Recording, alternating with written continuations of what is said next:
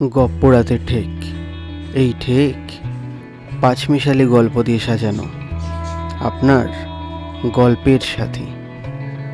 Any digital copy of this content leading to piracy is a crime.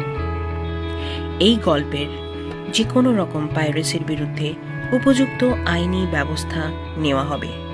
Piracy দণ্ডনীয় অপরাধ। অনুগ্রহ করে piracy করবেন না, পাইরেসি সাপোর্ট করবেন না।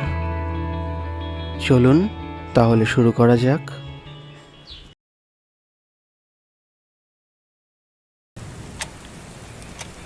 দেওয়াল ঘড়িটা রেডিয়ামে জ্বলা কাঁটাগুলো 1 আর 6 ঘরে পৌঁছেছে, অর্থাৎ রাত বাজে 1:30। এদিকে ঝিরিঝিরি বৃষ্টিটা হঠাৎই মুষলধারে শুরু হলো, সঙ্গে বজ্রপাত। আমি জানলার পাশে চেয়ারে বসে টেবিল ল্যাম্পের আলোতে তখনও বই পড়ছি। হাতের শেষ হওয়া সিগারেটটা অ্যাস্ট্রেতে ফেলে আরেকটা ধরাতে যাব, ঠিক তখনই ওদের কথা মনে পড়ল। কেমন আছে ওরা? ওরা আসে গভীর রাতে।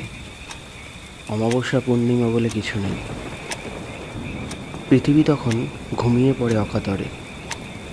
কিছু নিশাচর প্রাণী হয়তো তখনও জেগে থাকে। নির্ভেরা কিছু দিকভ্রষ্ট পাখিকেও মাঝে মধ্যে উড়ে যেতে দেখা যায় ওই রাতে। আমি ওই নিশাচর পাখিদের মতোই অনেক রাত পর্যন্ত জেগে থাকি। বই পড়া আমার একটা বড় নেশা। বই পড়তে পড়তে অনেক রাত হয়ে যায়, এমনকি কোনো দিন ভোরও হয়ে যায়। হুঁশ থাকে না। সে যাই হোক, আমার একটু সিগারেটের নেশাও আছে। এই পড়তে পড়তে যখন চোখে ঘুম নেমে আসে, তখন ঘুম তাড়াতে সিগারেট ধরিয়ে বাড়ির দোতলার ছাদে চলে যাই। এমনিতেই গভীর রাতের নীরবতা এবং প্রকৃতি, তারাময় গভীর নীলচে আকাশ কিংবা অমাবস্যার রাত আমাকে বড্ড টানে। যেদিনের কথা আজ বলতে যাচ্ছি, সেদিন ছিল এক শনিবার অমাবস্যার রাত। ঘুম তাড়াতে সিগারেট ধরিয়ে ছাদে চলে গেলাম। গরমকাল, ফুরফুর করে হাওয়া বইছে। আমি পায়চারি করছিলাম। হঠাৎ কিছুটা দূরে আমার বাড়ি থেকে 3-4টে বাড়ির পর একটা বাড়ির ছাদে আমার দৃষ্টি আটকে গেল। একটা ভয়জনিত শিহরণ বিদ্যুতের মতো ফেলে গেল আমার শরীরের ভেতর। কারণ এমন ঘটনা আগে কখনো চোখে পড়েনি, দেখিও নি। লোকালয়ের মধ্যে হলেও ওই দোতলা বাড়িটা বহু পুরনো। এখনকার বাড়িঘরের চেয়ে উচ্চতায় বেশ খানিকটা বড়। ঝোপঝাড়ে ভরা গাছপালার মাঝখানে অর্ধভগ্ন অবস্থায় আত্মীয় পরিজনহীন অসহায় বৃদ্ধের মতো আজও দাঁড়িয়ে আছে। বাড়িটার বয়স প্রায় 100 বছরের ওপর। এই বাড়ির কেউ দাবিদার হিসেবে কেউ আছে কি না কেউ জানে না। আজ পর্যন্ত সেরকম কিছু শোনাও যায়নি। তবে এই বাড়ির একটা পুরনো ঘটনা প্রচলিত আছে, আর তার জন্যই এই প্রমোটিংয়ের সময়ও কোনো প্রমোটার এই রহস্যময় পৌর বাড়িটার ওপর থাবা বসাতে পারেনি। চেষ্টা যে হয়নি তা নয়, লোকমুখে কথিত আছে এক রহস্য ঘটনা হয়তো সেক্ষেত্রে বাধা হয়ে দাঁড়িয়েছিল। তারপর থেকে এখনো পর্যন্ত ওইভাবেই ভগ্ন অবস্থায় দাঁড়িয়ে আছে। একটু গভীর দৃষ্টিতে তাকিয়ে দেখলে মনে হবে বাড়িটা যেন কারোর জন্য আজও অপেক্ষা করছে, সে আসবে। আর সেই প্রচলিত প্রমাণহীন গল্প বা ঘটনার কথাটা যে একেবারে মিথ্যে নয়, তার প্রমাণ আজ আমি এই নির্জন গভীর রাতে সচক্ষে দেখলাম। নিজের চোখকে যেন বিশ্বাস করতে পারছিলাম না। অন্য কেউ হলে কি হতো জানি না, তবে নিজেকে সামলে নিয়ে ভালো করে দেখা এবং বোঝার চেষ্টা করলাম। না, ভুল দেখছি না। ওই ছাদের ওপর ছায়ামূর্তি, একটা নয়, দুটো। মুখোমুখি দাঁড়িয়ে যেন তারা কথা বলছে, দুটো অল্প বয়সী যুবক যুবতী। পরনে তাদের ধবধবে সাদা পোশাক। বুকের ভেতরটা তখনও আমার ঢিপ ঢিপ করছে, কিন্তু মনকে কিছুতেই দুর্বল হতে দেইনি। মনে মনে বললাম, তবে কি ওরা ওই বাড়ির ছেলে আর ভাড়াটে মেয়েটা, যার সঙ্গে ছেলেটার গভীর প্রেম ছিল, যা কিনা দুই পরিবারের কেউ ওদের সম্পর্ক মেনে নিতে পারেনি?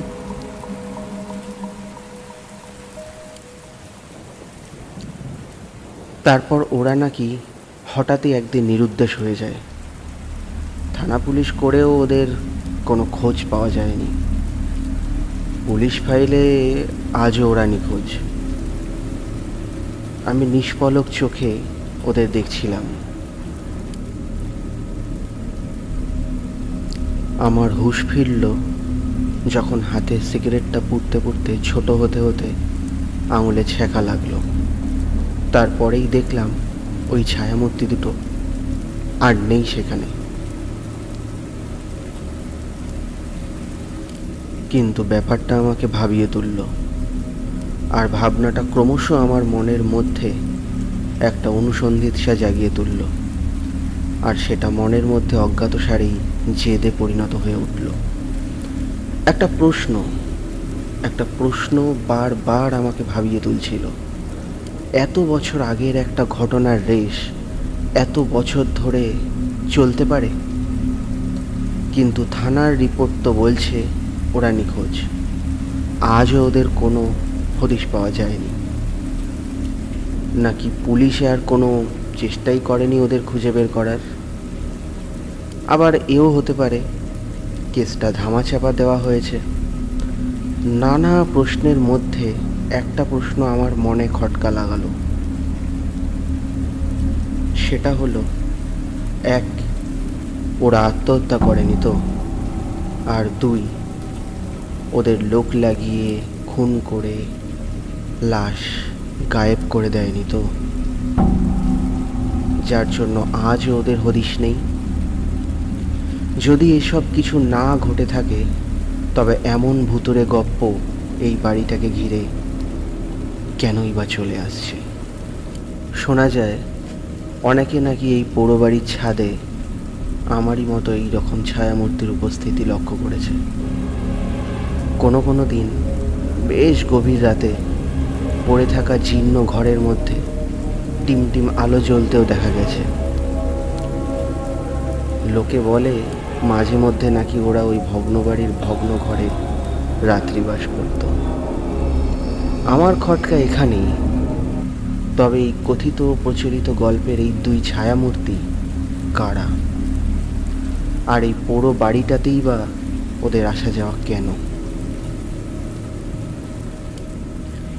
এরপর কয়েকদিন কেটে গেল। ছাদে গিয়ে অনেক রাত পর্যন্ত অপেক্ষা করেছি ওদের দেখা পাওয়ার জন্য, কিন্তু মাসেকখানেক কেটে গেল, ওই দুই ছায়ামূর্তির আর কোনো দেখা পেলাম না। মনের দিক থেকে আমিও অনেকটা নিষ্প্রিয় হয়ে গেলাম, কিন্তু ব্যাপারটা আমার মাথা এবং চিন্তার মধ্যে প্রশ্নবোধক চিহ্ন হয়ে বিশেষ করে গভীর রাতের দিকে কড়া নাড়তে লাগলো, এই ভৌতিক রহস্যের প্রকৃত সত্যতা অনুসন্ধানের জন্য। তাই পুনর্বার দেখার আশায় প্রতিদিনই ছাদে গিয়েছি, কিন্তু ওদের আর দেখা মেলেনি। একটা হতাশা যখন আমাকে সম্পূর্ণভাবে নিষ্পৃহ করে দিচ্ছিল এই রহস্যের উন্মোচনের ব্যাপারে, তখনই একদিন ঘটল একটা অদ্ভুত ব্যাপার, যেটার জন্য আমি প্রস্তুত ছিলাম না। তখনও অমাবস্যা চলছে। তারাহীন মেঘাচ্ছন্ন ঘন কালো আকাশ, গাছের পাতা নড়ছে না, কেমন একটা গুমোট থমথমে লাগছিল প্রকৃতিকে, যেন কোনো এক অদৃশ্য শক্তি রহস্যের চাদরে মুড়ে ফেলেছে গোটা রাতের শহরটাকে। মাঝে মাঝে বাজ পড়ার ভঙ্গিমায় বিদ্যুৎ চমকাচ্ছিল, আর সেই আলোর ঝলকানিতে থেকে থেকে আশেপাশের বাড়িঘর গাছপালা যেন উজ্জ্বল হয়েই আবার অন্ধকার হয়ে যাচ্ছে।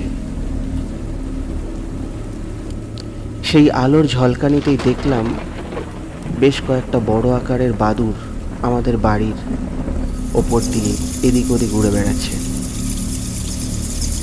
একটা কালো পেঁচা উড়ে এসে বসলো বাড়ির গা ঘেঁষা আম গাছটার মধ্যে।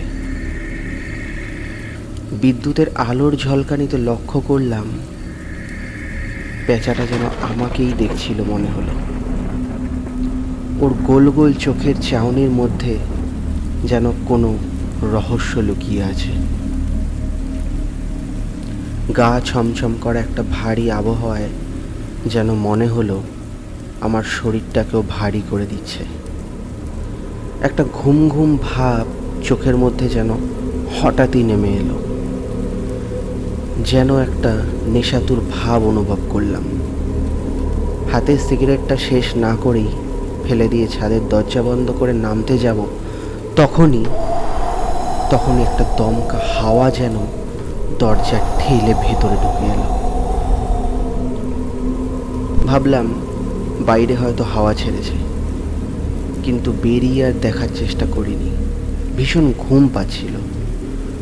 দরজায় খিল তুলে দিয়ে সিঁড়ি দিয়ে নেমে নিজের ঘরে ঢুকতে যাব, ভেজানো দরজাটা খুলে দেখি লাইট বন্ধ করে। কিন্তু আমার স্পষ্ট মনে আছে আমি লাইট জ্বালিয়ে গিয়েছিলাম। কিন্তু কি জানি, ভাবলাম হয়তো লাইট নিভিয়ে গিয়েছিলাম। বোর্ডে সুইচ দিয়ে লাইটটা জ্বালালাম।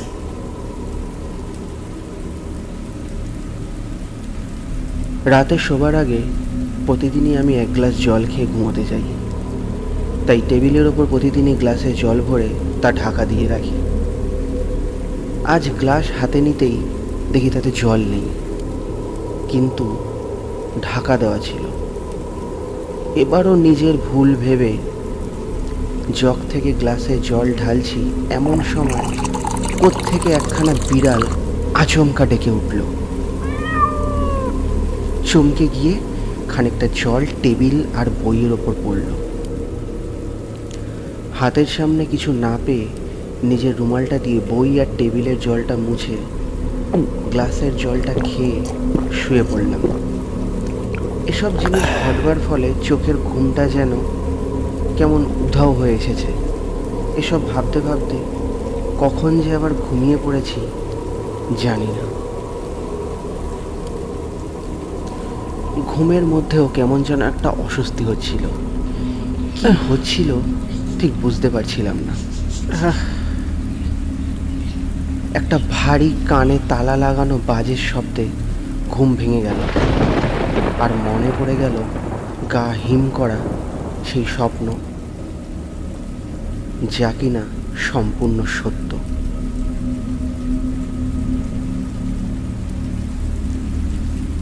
স্বপ্নে সেই দুই ছায়ামূর্তি, ওদের সাথেই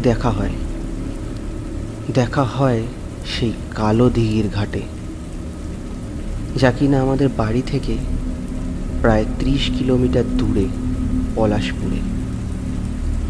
ওখানেই ঘাটের সিঁড়ির ওপর বসে আমাদের কথা হয় গভীর রাতে। কালো দিঘির ঘাট বহু পুরনো একটা বিশাল দিঘি। সেই দিঘি, সেই ঘাট এখনো আছে। তবে ওই দিঘিতে রাতের বেলা কেউ যাওয়ার সাহস করে না, কারণ জঙ্গল পেরিয়ে সেই দিঘি, শোনা যায় অনেকে সেখানে ডুবে মারা গেছে। ওই রাতের অন্ধকারে অস্পষ্ট ছায়ামূর্তি জানায়,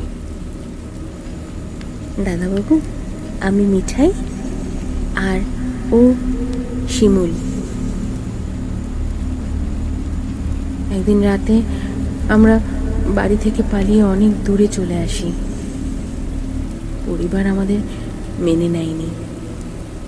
জঙ্গল পেরিয়ে যখন দিঘির কাছে আসি, হঠাৎ দেখি এক সাধু বাবা।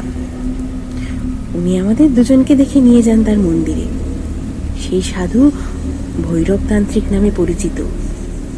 উনি শ্মশানকালীর আরাধনা আর তন্ত্র সাধনা করতেন। বেশ কিছুদিন ওনার আশ্রয় ছিলাম আমরা, ভালোই ছিলাম জানো। কিন্তু একদিন কৌশিকী অমাবস্যার তন্ত্র সাধনায় সিদ্ধি লাভের জন্য সেই ভৈরবতান্ত্রিক আমাদের হত্যা করে। তারপর আমাদের দুজনকে এই কালো দিঘির জলে শিকল তালা দিয়ে বেঁধে আমাদের ফেলে দেয়। আমরা আর মানুষ হয়ে জন্মাতে চাই না দাদাবাবু। আমরা এই জলের নিচে দুজনে বেশ আছি। এতক্ষণ ধরে সেই মেয়েটি কথা বলে গেল। আমার শরীর থেকে সব ভয় উধাও।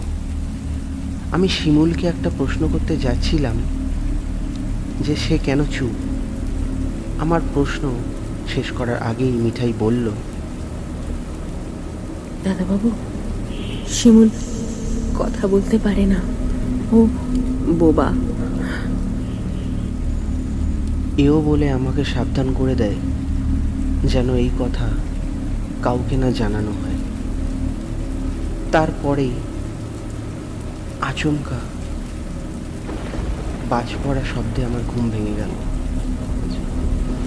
কিন্তু কাউকে এই স্বপ্নের কথা জানালাম না। তবে পরবর্তীকালে আমি এই স্বপ্নের সত্যতা যাচাই করতে গিয়ে জেনেছি ওই ছায়ামূর্তিদ্বয় একটাও মিথ্যে কথা বলেনি। তাই আমিও এ নিয়ে আর দোকান করিনি। এরপর ওদের আমি আর কোনোদিনও ওই বাড়ির ছাদে দেখিনি। হয়তো ওই সত্যতা জানানোর জন্যই আমাকে দেখা দিয়েছিল আর বেছে নিয়েছিল আমাকে।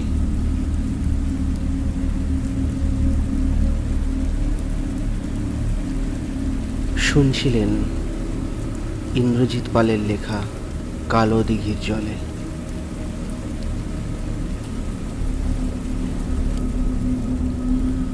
গল্পটি যদি ভালো লাগে তবে নিজে তো শুনছেনই, সাথে বন্ধু বান্ধবদের সাথেও শেয়ার করুন। আর সাবস্ক্রাইব করে যুক্ত থাকুন গপ্প রাতের থেকে। আজ তবে এইটুকুই।